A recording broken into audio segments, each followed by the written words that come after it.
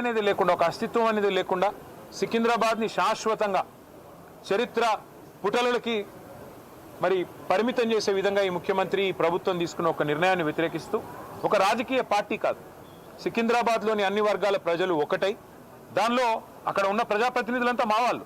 సికింద్రాబాద్ ఎమ్మెల్యేగా పద్మారావు గారు ఉన్నారు, సనత్ నగర్కి శ్రీనివాస్ యాదవ్ గారు ఉన్నారు, అట్లాగే మరి మా నాయకులందరూ ఎమ్మెల్యేలు ఎమ్మెల్సీలు ఉన్నారు. వారందరినీ కూడా వారు ఆహ్వానించారు.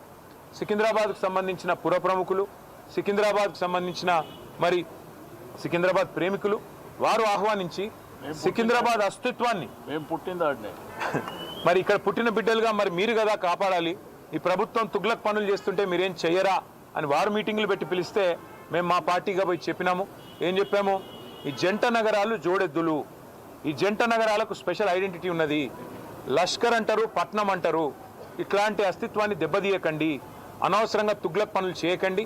మీకు అధికారం ఇచ్చింది 6 గ్యారంటీలు అమలు చేయమని, మీకు అధికారం ఇచ్చింది 420 హామీలు ఏవైతే మీరు చెప్పారో అమలు చేయమని, మీకు అధికారం ఇచ్చింది బీసీలకు 1,00,000 కోట్లు పెడతామని మీరు చెప్తే దాన్ని నమ్మించినారు. మీకు అధికారం ఇచ్చింది ఎస్సీలకు ఎస్టీలకు కేసీఆర్ గారు 10 లక్షలు ఇస్తున్నాడు దళిత బంధు, నేను 12 లక్షలు ఇస్తానంటే నమ్మి మీకు ఇచ్చారు. మరి 2 ఏళ్ళు అయింది. హైదరాబాదు సికింద్రాబాదు ఈ జంట నగరాల్లో ఒక ఇల్లు పెట్టినావా? కనీసం ఒక ఇటుక పెట్టినావా ఈ 2 ఏళ్లలో? ఒక్క ఇల్లు కనీసం 2 ఏళ్ళు అయిపోయింది, చేయలేదు, మంజూరు చేయలేదు. ఒక్క కొత్త రోడ్ వేసినావా? ఒక్క కొత్త ఫ్లైఓవర్ కట్టినావా? ఏదీ లేదు. ఉన్నాయి కూలగొట్టుడు తప్ప కట్టిందైతే ఏం లేదు. ఆ కూలగొట్టే క్రమంలో విధ్వంసం మాత్రమే తెలిసిన ఈ ముఖ్యమంత్రి ఇవాళ సికింద్రాబాద్ అనే పదాన్నే లేకుండా విధ్వంసం చేసే ఆలోచన చేస్తుంటే దాన్ని ప్రతిఘటిస్తూ ఇవాళ సికింద్రాబాద్ పెద్దలందరూ కలిసి ఒక శాంతి ర్యాలీ అని పెట్టుకున్నారు. దానికి మమ్మల్ని అందరినీ ఆహ్వానిస్తే ఇవాళ ఉదయం అందరం తెలంగాణ భవన్లో సమావేశం అవుదాం, ఇక్కడ సమావేశమై మన గౌరవ ప్రజాప్రతినిధులందరం కూడా కలిసికట్టుగా పోదాం, సంఘీభావం చెప్దామని చెప్పి మేమందరం ఇక్కడ చేరుకున్న తర్వాత మాకు తెలిసింది శ్రీనివాస్ యాదవ్ గారిని హౌస్ అరెస్ట్ చేసే ప్రయత్నం చేస్తున్నారు, పద్మారావు గారిని హౌస్ అరెస్ట్ చేసినారు, మిగతా మన కార్పొరేటర్లని మిగతా మా నాయకులని దాదాపు 8,000 మంది మా సోదరులని సోదరిమణులని ఎక్కడి వాళ్ళని అక్కడ అరెస్టులు చేస్తూ ఉన్నారని చెప్పి ఇక్కడికి వచ్చిన తర్వాత తెలిసింది. అందుకే నేను ఈ తుగ్లక్ ముఖ్యమంత్రి గారికి చెప్పేది ఒకటే, మీ అధికారం అపరిమితమని మీరు అనుకుంటున్నారు. అధికారం 5 ఏళ్లకు ఒకసారి ప్రజలు రెన్యూ చేస్తే మళ్ళీ వస్తుంది తప్ప మీ ఇష్టం ఉన్నట్టు తుగ్లక్ పనులు చేస్తూ పోతుంటే అధికారం ఎవరికి శాశ్వతం కాదనేది ముఖ్యమంత్రి గారు గుర్తుపెట్టుకోవాలి. ఇంకొక మాట కూడా ముఖ్యమంత్రి గారికి నేను చెప్పేది, మీరు మీ కాంగ్రెస్ పార్టీ శాశ్వతంగా మరి ద్రోహులుగా చరిత్రలో మిగిలిపోతారు. తెలంగాణ అస్తిత్వాన్ని దెబ్బతీసిన ద్రోహులుగా, తెలంగాణ తల్లిని రూపుమాపి కాంగ్రెస్ తల్లిని ప్రతిష్ఠించిన ద్రోహులుగా, తెలంగాణ సంస్కృతిని తెలంగాణ అస్తిత్వానికి చిహ్నమైన కాకతీయ కళాతోరణాన్ని, చార్మినార్ని, తెలంగాణ ఆడపడుచులకు అత్యంత ప్రీతిపాత్రమైన బతుకమ్మని, వీటిని దెబ్బతీసిన ద్రోహులుగా నీ ప్రభుత్వం నీ పార్టీ నిలబడిపోతుంది. అదే కోవలో అదే వరుసలో సికింద్రాబాద్ అస్తిత్వాన్ని కూడా మీరు ఏదైతే దెబ్బతీసే ప్రయత్నం చేస్తున్నారో ఇది మీకు మంచిది కాదు. ఒకటి మాత్రం పక్కా, ఇవాళ మీరు ఈ ర్యాలీని ఏదో భగ్నం చేసి మా వాళ్ళని కొంతమందిని అరెస్ట్ చేసి మీరేదో సాధించినాము అని చెప్పి మీరు పైశాచికానందం పొందొచ్చు, కానీ ఇది తాత్కాలికం మాత్రమే. తప్పకుండా శ్రీనివాస్ యాదవ్ గారు చెప్పినట్టు కోర్టుకి పోతాం. ప్రజాక్షేత్రంలో ప్రజల తరపున న్యాయబద్ధంగా నిరసన చెప్పే హక్కు మనకు రాజ్యాంగం ప్రసాదించిన హక్కు, డాక్టర్ బాబాసాహెబ్ అంబేద్కర్ మనకిచ్చిన హక్కు. అట్లాంటి హక్కును ఈ జనవరి మాసంలో ఏ జనవరి 26న అయితే మనం రిపబ్లిక్ డేగా జరుపుకుంటామో, మరి రిపబ్లిక్ డేకి 10 రోజుల ముందు మరి రాహుల్ గాంధీ గారు పెద్ద పోజులు కొడతా ఉంటాడు కాన్స్టిట్యూషన్ పట్టుకొని, ఇగో మేము కాన్స్టిట్యూషన్ సంరక్షకులము రాజ్యాంగ రక్షకులం అని చెప్తాడు. ఇదేనా మీరు రక్షించే పద్ధతి? ఒక శాంతి ర్యాలీని భగ్నం చేసి ప్రజలకు నిరసన చెప్పే హక్కు లేకుండా చేసి ఎక్కడి వాళ్ళని అక్కడ అరెస్టు చేసి ఇదా మీరు చేసే రాజ్యాంగ రక్షణ నేను అడుగుతా ఉన్నా. అందుకే శ్రీనివాస్ యాదవ్ గారు చెప్పినట్టుగా కోర్టుకి పోతాం, ప్రజలను కూడా జాగరూకులు చేస్తాం.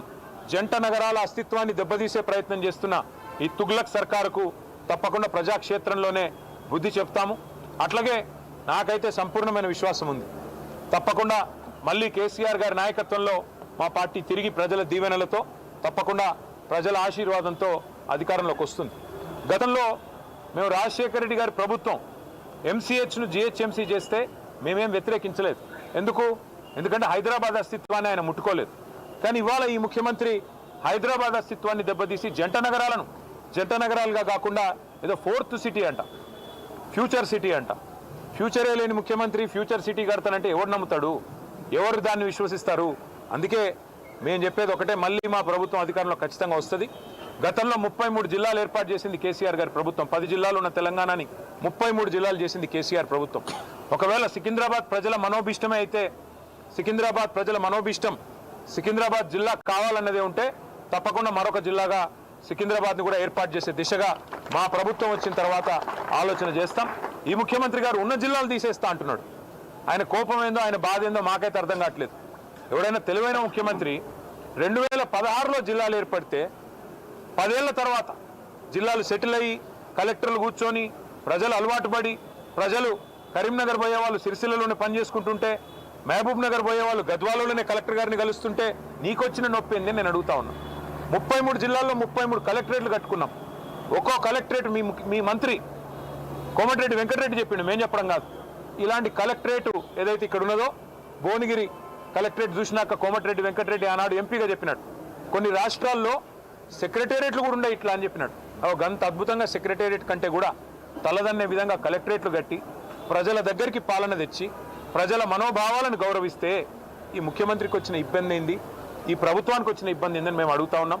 అట్లాగే అవసరమైతే సికింద్రాబాద్ని జిల్లా చేసే దిశగా ఆలోచన చేయాలి కానీ, సికింద్రాబాద్ ప్రజల మనోభావాల్ని గౌరవించే దిశగా ఆలోచన చేయాలి కానీ, ఈ రకంగా జంట నగరాలని వాటి అస్తిత్వాన్ని చావుదెబ్బగొట్టే విధంగా ఫ్యూచర్ సిటీ పేరిట, ఫోర్త్ సిటీ పేరిట పనికిమాలిన తుగ్లక్ పనులు చేయకుండా మరి ప్రజల మనోభావాల్ని గౌరవించే దిశగా పోవాలని, అట్లాగే తప్పకుండా న్యాయస్థానానికి పోతాం.